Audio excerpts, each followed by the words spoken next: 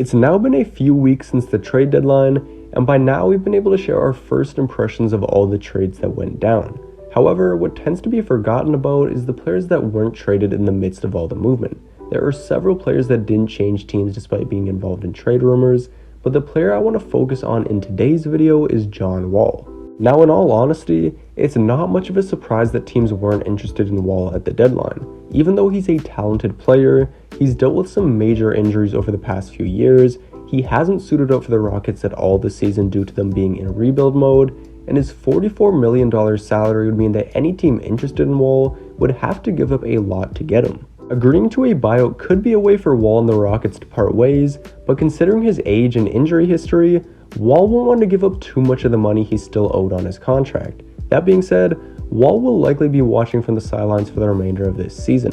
As you can tell, this is a very complicated situation for both Wall and the Rockets, but I do believe there's a reason for hope.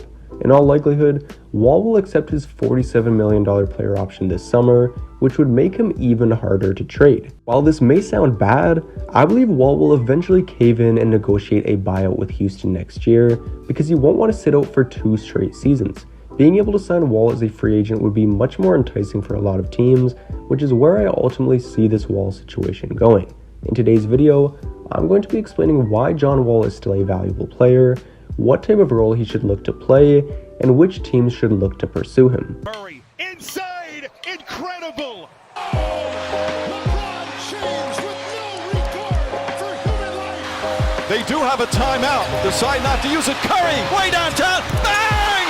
Bang! Oh, what a shot from Curry!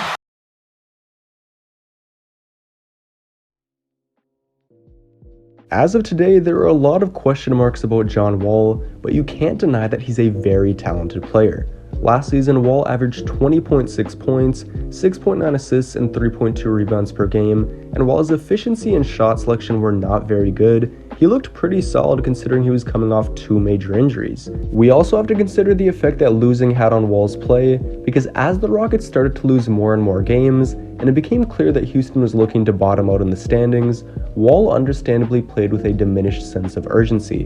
When Wall was traded to Houston, he was at the very least expecting to join a playoff caliber team. Even though the Rockets traded Harden early on that year, Houston still had Wall, Christian Wood, a solid group of veterans, and Victor Oladipo, who was acquired in the Harden trade. In retrospect, the Oladipo addition wasn't a smart move, but at the time I could see the appeal of it. Like Wall, Oladipo was recovering from some significant injuries as well, but he was putting up good numbers to start the season and was looking a bit like his old self. With the amount of backlash that the organization faced during Harden's trade process, it seemed like Houston wanted to prove that they could be a playoff team without him, knowing that they had all those Nets picks in their back pocket. From the way he was playing to start the year, I think that Wall believed Houston could compete for the playoffs as well. Wall did miss the first 2 games of the season, but once he returned, it was clear that he was playing with a high sense of urgency. Over his first 15 appearances, Wall averaged 19.2 points, 6 assists, and 3.7 rebounds on solid efficiency while also playing good defense. Most importantly, the team was doing well, going 9-6 in those 15 games. Unfortunately, injuries would go on to plague the rest of their season, as Christian Wood missed a significant chunk of time, Oladipo was constantly in and out of the lineup, and the same could be said for John Wall too.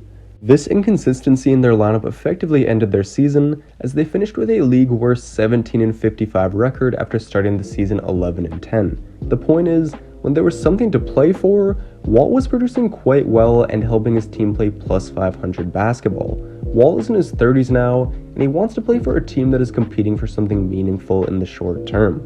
If he gets that wish next season, I'm confident that he can be as impactful as he was at the beginning of his Rockets tenure, while also helping his team win games. In order for Wall to do that though, he needs to be willing to take a step back and play a reduced role. As I mentioned, Wall is in his 30s, and he suffered a number of injuries throughout his career, so he can't be expected to do too much of the heavy lifting.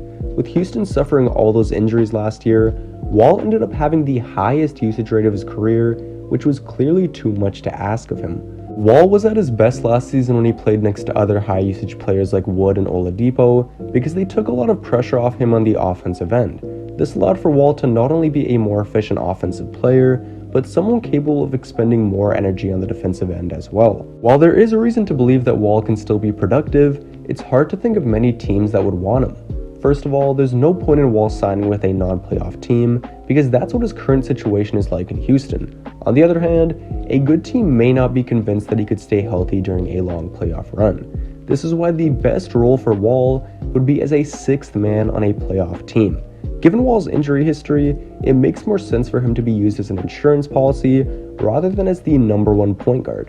This role would make Wall a more effective player because he wouldn't have to carry as much of a load on a nightly basis, and front offices would view him as more of a low-risk signing. The question is, would John Wall be willing to come off the bench? Earlier this season, Wall expressed an interest in coming back onto the court and starting for the Rockets, but when the team suggested he come off the bench, Wall decided to remain sidelined instead. Maybe Wall would be okay with coming off the bench for a contender, as opposed to a bad team like Houston, but we can't really say that for sure.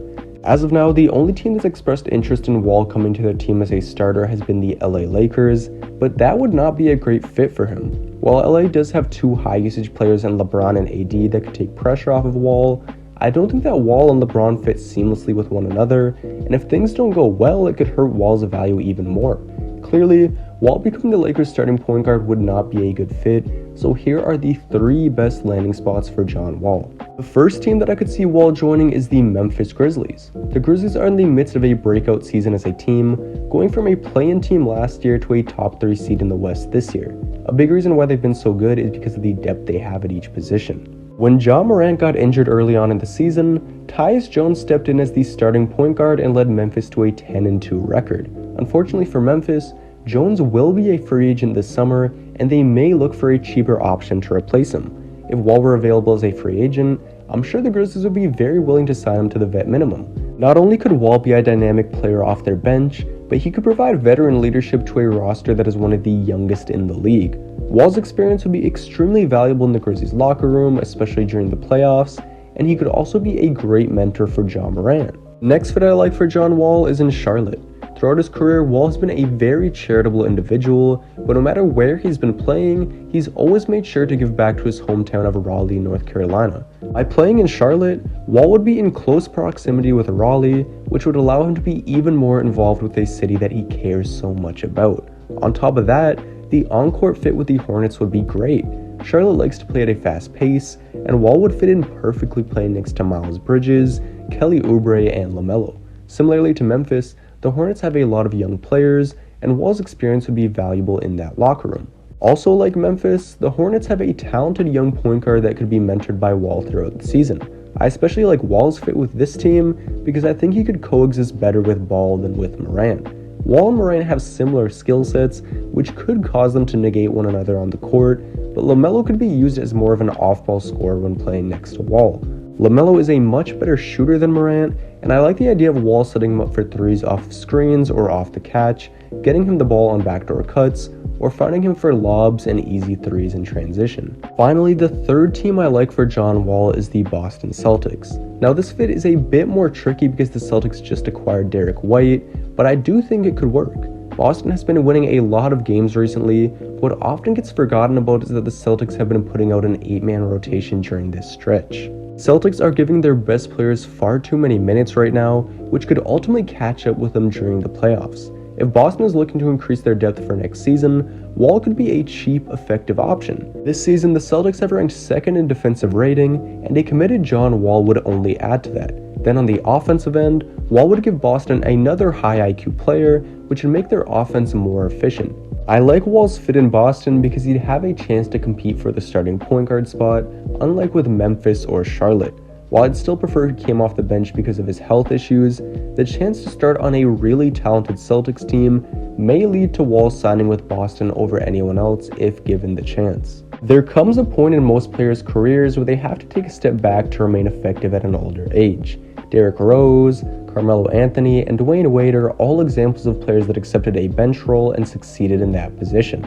With Wall's injury history being as bad as it has been, most teams will be unwilling to commit a lot of money to him, nor will they want to rely on him to be their starting point guard. As of now, Wall's value is at an all-time low, but by joining a playoff team as a sixth man next year, Wall can increase his value around the league and prolong his career.